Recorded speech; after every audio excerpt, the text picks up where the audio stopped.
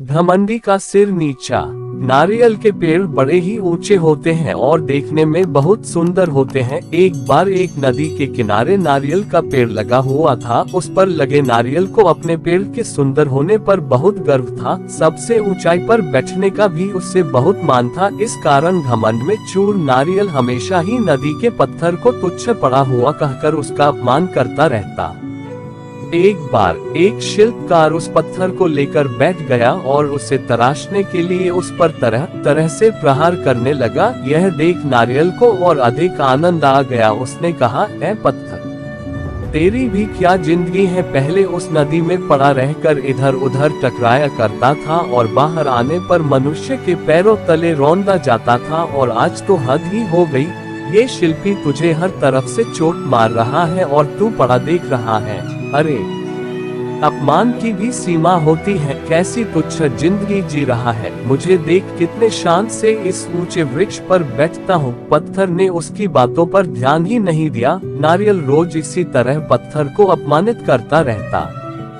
कुछ दिनों बाद उस शिल्पकार ने पत्थर को तराशकर शालिग्राम बनाए और पूर्ण आदर के साथ उनकी स्थापना मंदिर में की गई। पूजा के लिए नारियल को पत्थर के बने उन शालिग्राम के चरणों में चढ़ाया गया। इस पर पत्थर ने नारियल से बोला, नारियल भाई, कष्ट सहकर मुझे जो जीवन मिला उससे ईश्वर की प्रतिमा का मान मिला। मैं आज तराशने पर ईश्वर के समतुल्य माना गया।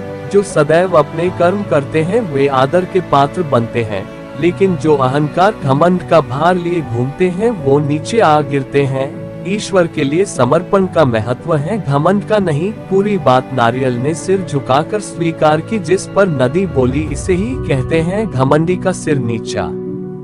घमंडी का सिर नीचा। इस कहानी से हमें यही शिक्षा मिलती है कि हम घमंड करके स्वयं अपनी छवि का अपमान करते हैं। घमंड मनुष्य जीवन के लिए एक शत्रु की तरह है जो हमेशा उसके लिए विनाश का मार्ग बनाता है।